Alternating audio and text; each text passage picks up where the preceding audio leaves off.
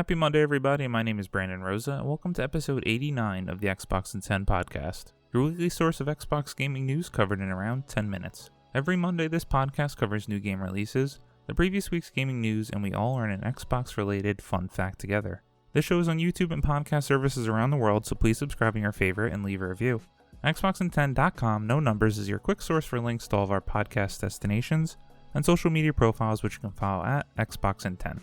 To start, let's talk game releases. There were no big games out last week, but the games coming out this week include Aground, Little Nightmares 2, Death Crown, On the Road the Truck Simulator, Rover Wars, Battle for Mars, and Endurance Space Action.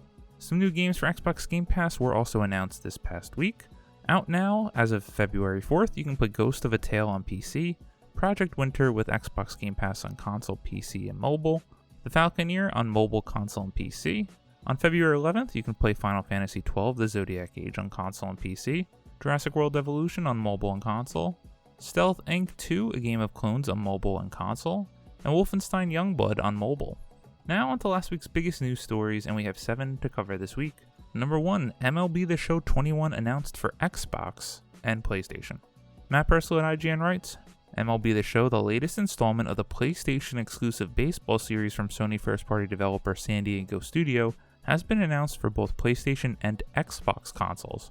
Launching on April 20th, it will be available across both generations, with PS4 Xbox One's versions retailing at $59.99 and the next-gen versions at $69.99. The advent of a new platform for the game also means cross-platform play and cross-progression has been introduced, meaning the MLB The Show 21 players can carry progression between both PlayStation and Xbox platforms, as well as play multiplayer with all players on both console families. While the regular edition is the only one to be shown so far, the artwork does show off this year's cover athlete, Fernando El Nino Tatis Jr. This won't come as a surprise, as to some fans, the cover was leaked last week as well as the Xbox version. Now this is a leading story, as obviously, as I mentioned in the story, this is a PlayStation exclusive baseball series coming to Xbox for the first time. Back in 2020, it was announced that through some deal that we don't have too much details on, that the MLB The Show series would be going cross-platform and not becoming a PlayStation exclusive anymore. It's pretty crazy to see the PlayStation Studios logo on the cover of an Xbox game. I'm really happy for all my friends who are baseball fans, and the millions out there that game on Xbox and haven't had access to the MLB The Show series. It's a top-tier sports franchise. I personally don't love baseball, but Simulation Baseball is now coming to Xbox for all of you to enjoy. Number 2, Perfect Dark design director departs Xbox's The Initiative studio. Alex Calvin at VG247 writes, Murray says he wants to focus on his personal life. One of the top developers on the rebooted Perfect Dark is leaving the project. Design director Drew Murray announced his departure from the studio in a thread on Twitter, saying that he was bidding Microsoft's The Initiative studio farewell in order to focus more on his personal life. He joined the developer back in November 2018, having previously worked at Ratchet & Clank studio Insomniac for over a decade. Quote, after 2 wild years helping start The Initiative and rebooting Perfect Dark, it's time for me to say a tearful and bittersweet goodbye to my team at The Initiative. It's been extraordinary working shoulder to shoulder with such a talented and experienced team, many of whom are great friends now, but my life outside of work needs more attention and headspace than I've been able to give it lately, so I'm stepping down from my role. Mystery surrounded the project when I joined the studio. I didn't know what kind of game it was, I didn't know it was going to be a Perfect Dark, and I didn't know anyone on the team. My silver lining to all of this is that I'm excited to joining the screaming masses of Perfect Dark on launch day to experience the game, end quote, Murray says. Microsoft set up The Initiative in the summer of 2018 with hints emerging that the Santa Monica-based studio is working on a new Perfect Dark project. The game was officially announced at the Game Awards 2020, with developers including Murray saying that the aim was to differentiate it from other shooters on the market. Quote, one of the things we thought about how to differentiate what we call spy fighting versus what you'd see in a traditional first-person shooter, end quote, Murray said. The Initiative studio, and now Perfect Dark, is one of the most exciting things coming from Xbox in the coming time. This was set up as the quadruple A studio, and it is sad to see Murray depart. If there is a silver lining to this at all, it seems like that he wasn't leaving for bad reasons, he just wants to focus on his home and personal life. I bid him farewell and good luck on his journey. Number 3, Mass Effect Legendary Edition May release date announced. Jonathan Dornbush at IGN writes, for those looking to re-experience the acclaimed trilogy or jump in for the first time, EA and BioWare have announced that the Mass Effect Legendary Edition collection will be available worldwide on May 14th for PC via Origin and Steam, PS4 and Xbox One. While there won't be a specific next-gen versions available, the Legendary Edition will be available to play on PS5 and Series X and S via backwards compatibility. EA has confirmed that the Legendary Edition includes the single-player content for Mass Effect, Mass Effect 2, and Mass Effect 3, along with more than 40 pieces of downloadable content including story expansions, weapons, and armor packs, and all the content will be playable in 4K Ultra HD with HDR according to EA. The entire collection includes remastered character models and tens of thousands of up-res textures, improvements to shaders and VFX, updated lighting and improved dynamic shadows, volumetrics, and depth of field.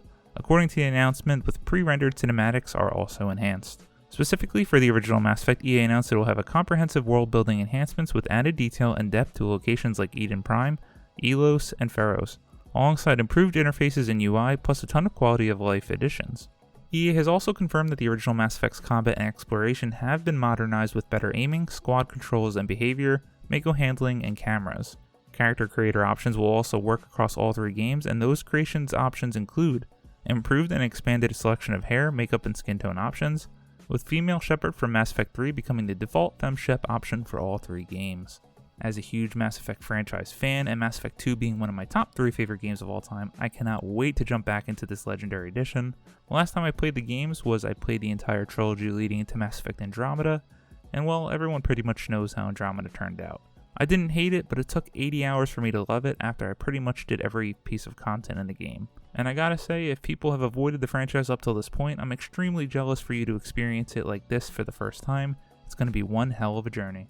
Number 4, EA Sports is making a new college football video game. ONS Good at Polygon writes, EA Sports' beloved college football video game is coming back.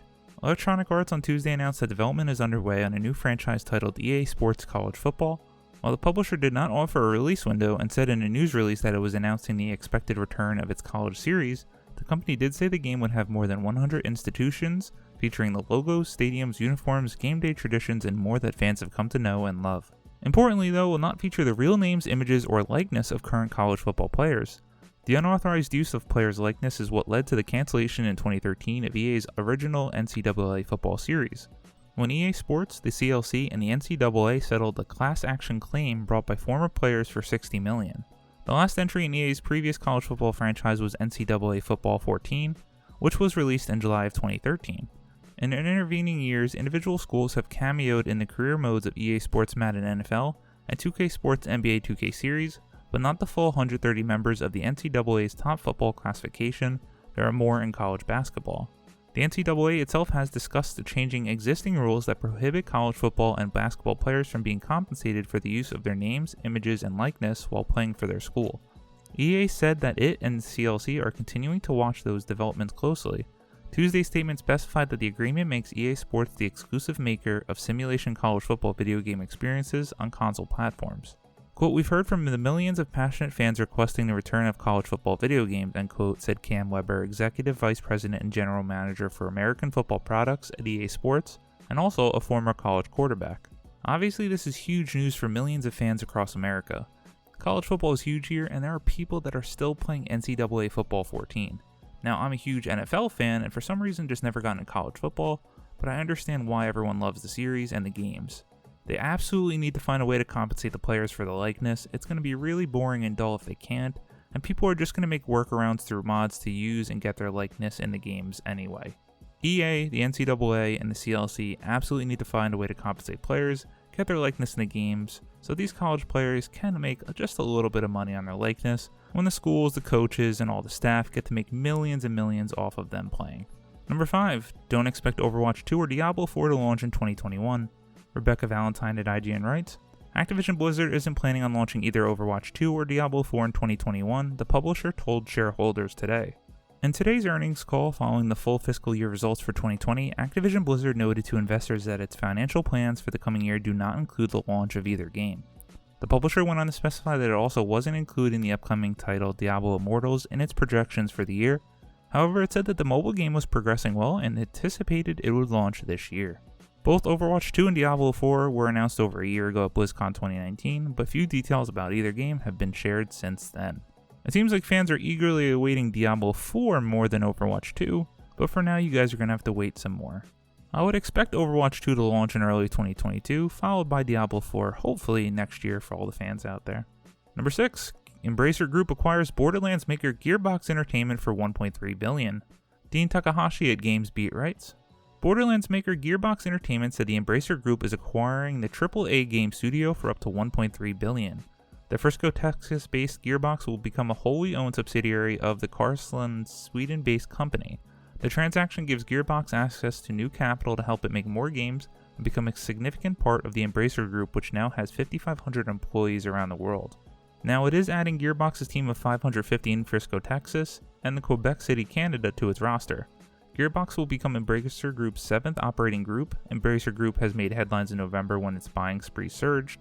The company announced it had acquired 12 game studios and a PR firm in a single day. And at the same time the Embracer Group announced the Gearbox deal, it also said it was buying EasyBrain, a mobile game maker in Cyprus, for $640 million.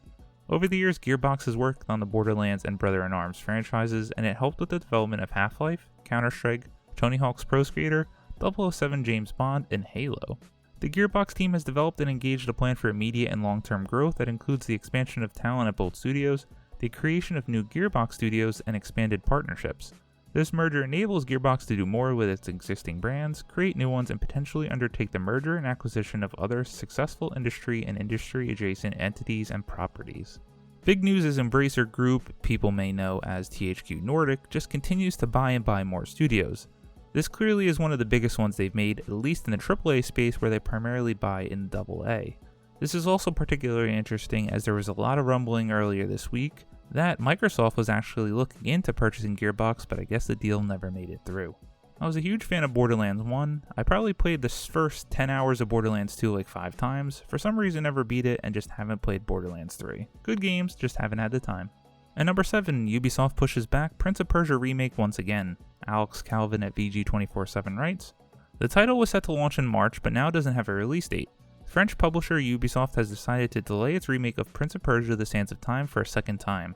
The news was revealed via the game's official Twitter account, with the development team saying that the title will be launching at a later date. Announced back in September, the Prince of Persia remake was initially set for a January release, but was bumped until March. Quote, "It is with your passion and support that it is driving our development team to make the best game possible.